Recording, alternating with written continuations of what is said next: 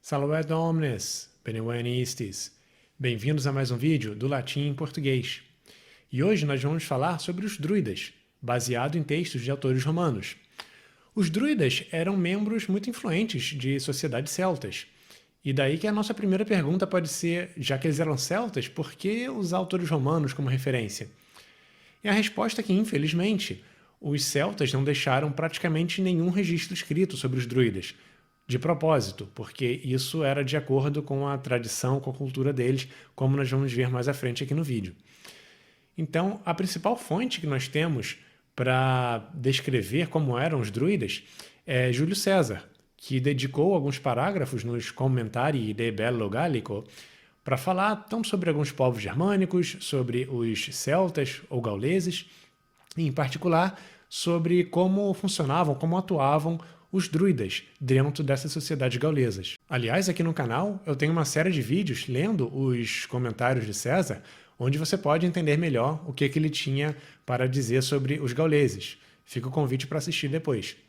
Agora, sobre a palavra druida, eu acho interessante notar que César usa no texto dele uma palavra da terceira declinação. Ele usa o nominativo plural druides e o genitivo plural druidum, dando a entender que o nominativo singular, que ele não chega a usar em nenhum momento, seria talvez druides, ou talvez até mesmo druis, difícil ter certeza, mas algo por aí. Enquanto outros autores, como Cícero e Tácito, que não falaram muito sobre os druidas, mas chegam a usar essa palavra, eles sim usam uma palavra da primeira declinação, então druida com o plural druidai. Isso tem a ver com o fato de que, bom, druida não era um conceito natural dos romanos, né? Não era uma palavra, digamos, nativa em latim. É uma palavra que eles importaram de algumas línguas celtas, e aí cada autor encaixou no latim conforme ele achou que fizesse mais sentido, né? César optou pelo um druides, enquanto Cícero e Tácito pelo druida. Mas ok, de qualquer forma, como eu disse, eu vou focar aqui no texto de César, né, que é o mais extenso sobre o assunto, mas é bom a gente ter em mente uma coisinha, né, quando nós vamos ler César. Porque o mesmo César que aqui fala sobre druidas, também, alguns parágrafos mais adiante, falou sobre um unicórnio com chifre super estranho que vivia na floresta, falou sobre alguns animais fantásticos que ou eram completamente inventados da cabeça dele, ou foi algum tipo de fofoca, alguma história que contaram e ele achou que pudesse ser verdade.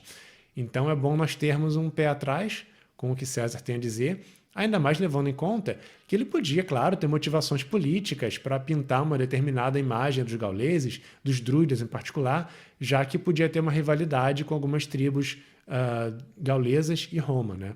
E bom, como a proposta aqui do canal é ajudar as pessoas a entenderem bem os textos em latim, eu vou ler agora o trecho de Júlio César sobre os druidas, explicando, contextualizando cada passagem, cada frase, para a gente conseguir entender direitinho o que os originais tinham a dizer.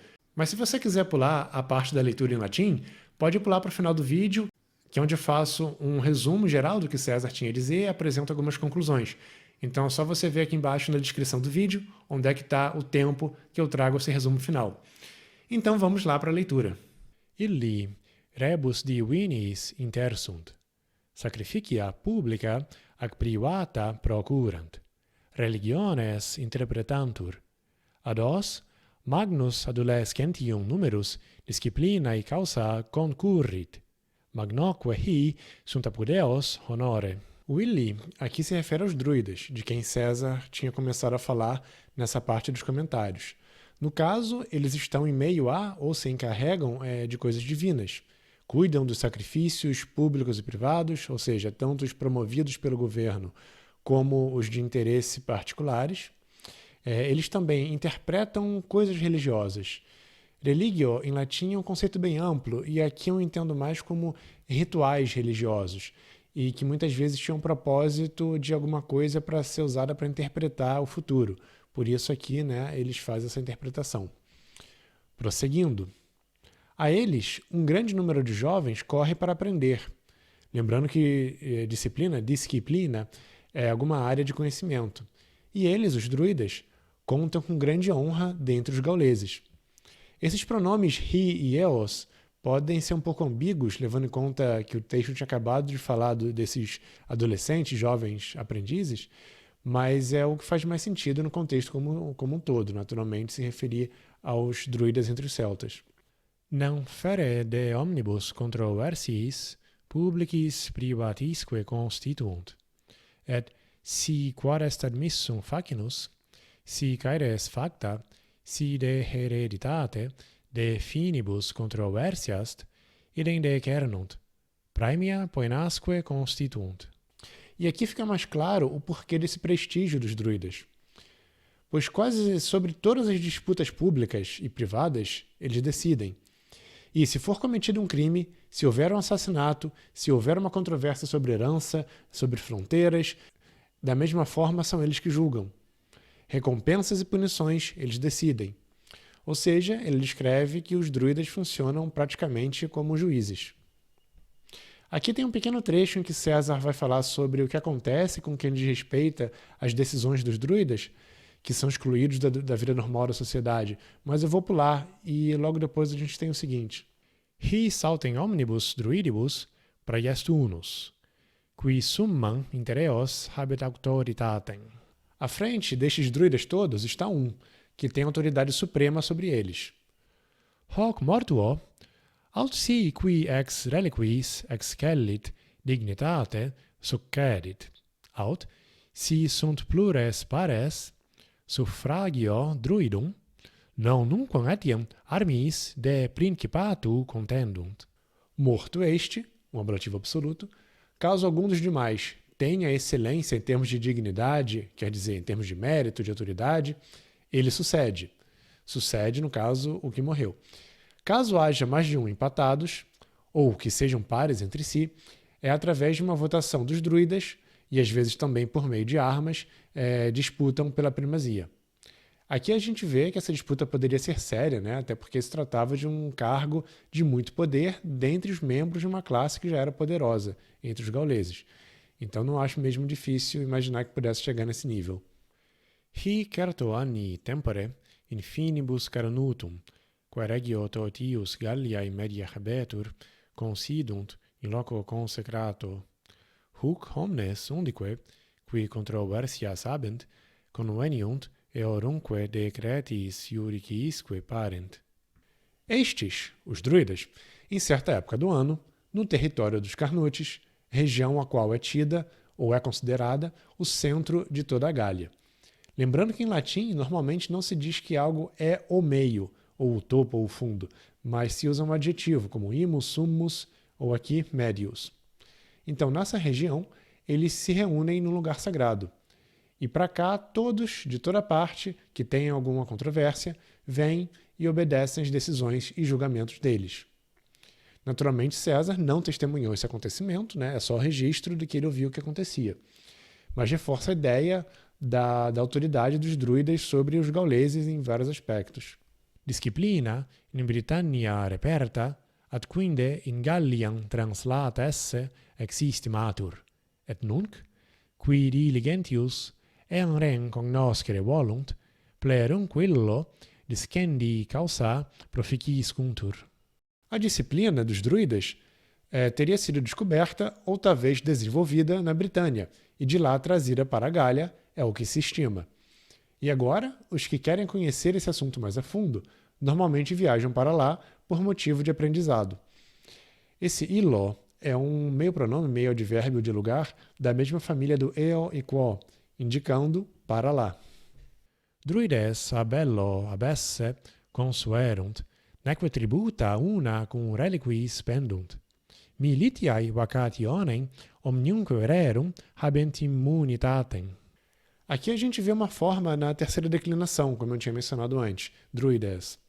Ele diz que os druidas costumam estar ausentes da guerra. Consuerunt parece que está no passado, mas é um dos verbos que usa formas do passado com significado de presente, tipo novi e odi. E o que mais? Eles não pagam impostos junto com os demais, e aqui uma ordem de palavras um pouco confusa, dizendo que eles têm isenção do serviço militar, a militia, e em todas as coisas, dando a entender todas as obrigações públicas. Tantis excitati praemiis, et suas ponte, multi in disciplinem conveniunt, et a parentibus propinquisque mittuntur. Estimulados por tantas recompensas, e aí a gente vê esse et meio inesperado, mas que vai formar um par com o outro et mais à frente. Então, tanto por sua própria vontade, muitos vão para essa disciplina, e aqui o outro et, indicando a outra possibilidade, também são enviados por pais e parentes. O sufixo que é uma alternativa para não colocar um terceiro et que não estaria alinhado com os outros dois que nós vimos antes. Então é como se os pais mandassem os filhos para estudar na universidade para uma carreira promissora. Magnum ibi numerum versum discere dicuntur. Itaque, annos non nulli vicenos in disciplina permanent. Aqui César começa a falar de como seria esse estudo. Lá, dizem que memorizam um grande número de versos. Esse magnum número está no acusativo, portanto ele é o objeto do discere, decorar. E quem decora é também o sujeito do dicuntur, que são esses discípulos dos druidas. Portanto, alguns permanecem 20 anos no estudo. Esse annos vicenos tem duas coisas interessantes. Primeiro, ele é um acusativo solto, não é o objeto do verbo permanere. Ele está aí para indicar o tempo que a coisa leva. E a palavra usada é vicenos, em vez de viginti, o número cardinal 20, porque se trata de um número distributivo.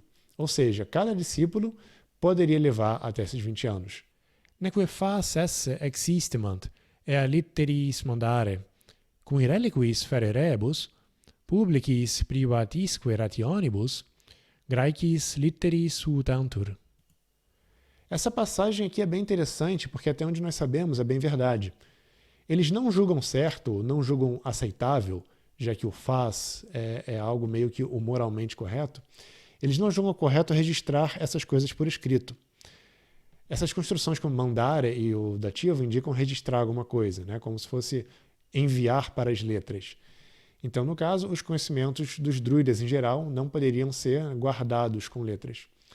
E César diz que, apesar disso, em quase todas as outras situações, em assuntos públicos ou particulares, eles usam letras gregas para manter registros.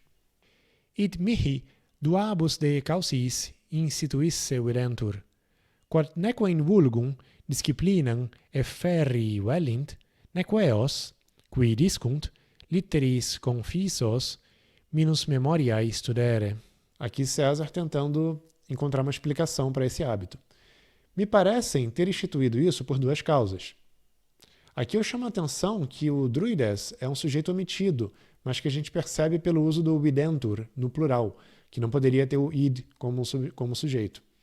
E aí ele explica, porque não querem que a disciplina ou o conhecimento dessas artes druídicas seja levado ao público e nem que aqueles que estão aprendendo, estando eles confiantes nas letras, se dediquem menos à memória. A gente vê primeiro essa construção neque, para dizer nem uma coisa nem outra, né? Assim como o et. E depois, essas orações todas usam o acusativo com o infinitivo porque elas complementam o velint, dizendo o que os druidas querem, né? Qual é o objeto do verbo vele. E aí o eos, que se refere aos discípulos, está no acusativo, junto com o confisos, que é um adjetivo, né? Descrevendo o mesmo elemento. César diz aqui explicitamente que isso é a opinião dele, mas de fato parece ter algum sentido, pelo menos. Resumindo então o que nós vimos até aqui. Os druidas eram membros extremamente influentes nas sociedades celtas.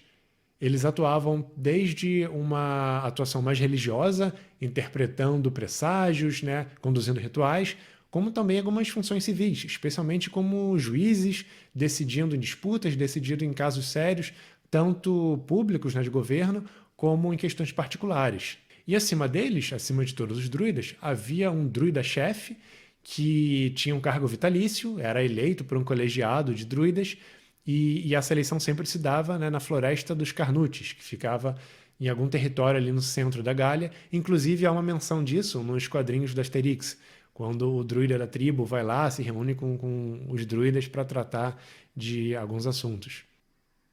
Bom, além de muito influentes, os druidas também gozavam de alguns privilégios na sociedade celta. Eles eram isentos de pagar impostos, eram isentos de obrigações militares e por conta disso, de todo esse poder que eles tinham, né, muitos jovens tentavam se tornar druidas. Mas para chegar até esse ponto, eles precisavam passar por um treinamento bastante demorado, alguns chegavam a levar até 20 anos, né, você achando que a faculdade demora muito para terminar, mas no caso dos druidas podia ser algo realmente muito demorado. E esse treinamento consistia principalmente em decorar todos os ensinamentos. Ensinamentos que vinham em forma de versos, como era comum no mundo antigo, muitas coisas, né, virem como versos. E a grande sacada é que os druidas eram contra escrever esses ensinamentos. Os druidas acreditavam que não era certo, não poderia ser escrito, e, portanto, todo mundo que tentava se tornar um druida precisava decorar esses versos. E aí César, conforme escreve o texto, especula que essa proibição podia ser tanto para impedir que esse conhecimento chegasse no povo como um todo, e aí diminuísse essa exclusividade do conhecimento druídico, ou também porque as pessoas que têm acesso ao meio escrito, né, têm acesso à informação escrita, vão confiar menos na memória, vão se preocupar menos em decorar, vão se preocupar menos em se dedicar àquilo. Então, olha só que loucura, né? Mesmo naquela época, 2000 anos atrás, já tinha gente especulando que a tecnologia, no caso a tecnologia da escrita, podia deixar as pessoas mais preguiçosas, mais burras. Então, né, quando alguém falar que, caramba, os smartphones, o Google está deixando a gente mais burro, olha, essa é uma tendência que já vem há muitos séculos, né? E assim, só para deixar claro, não é que escrita fosse uma coisa super estranha para os gauleses ou para os druidas. Pelo contrário, César menciona que eles usavam, na verdade, o alfabeto grego, mas usavam para várias coisas mundanas, para escrever coisas do dia a dia, tanto da administração pública como para questões particulares. César chega a mencionar também que o conhecimento druídico teria vindo das Ilhas Britânicas. Ele mesmo ali diz que isso é uma especulação, que é uma coisa que as pessoas acreditam, e de fato, até hoje nós não temos nenhuma comprovação nem de sim, nem de que não. Na verdade, eu teria minhas dúvidas se isso de fato ocorreu, dado que os povos celtas foram migrando ao longo da Europa e aos poucos, eu imagino que essa tradição druida fosse surgindo, né, de pouquinho em pouquinho. O que havia de fato era uma certa fascinação, especialmente dos romanos, em relação às Ilhas Britânicas, como um território isolado, né, um território longe do contato de tudo que eles achavam civilizado. Então, isso pode ter inspirado um pouco eles a criar um imaginário mais místico, né, em relação à origem dos druidas ser de lá. Bom, até aqui o vídeo já ficou bem longo, especialmente se você acompanhou a parte da leitura em latim. E nós vimos principalmente a atuação dos druidas, né, o prestígio que eles tinham, as coisas que eles faziam na sociedade em geral. Mas eu acho que vale a pena a gente conferir um segundo vídeo em que eu vou falar sobre as crenças de fato dos druidas, as atividades religiosas mesmo deles, como eles se relacionavam com deuses, com a natureza, os rituais mais especificamente. E também vou chegar a falar um pouquinho do que Cícero e Tácito tinham a falar sobre os druidas. Infelizmente não é muito, mas já é uma nova perspectiva para a gente adicionar. Então espero que vocês tenham gostado do vídeo até aqui, espero que tenham aprendido alguma coisa nova e in proximum curatet veliatis.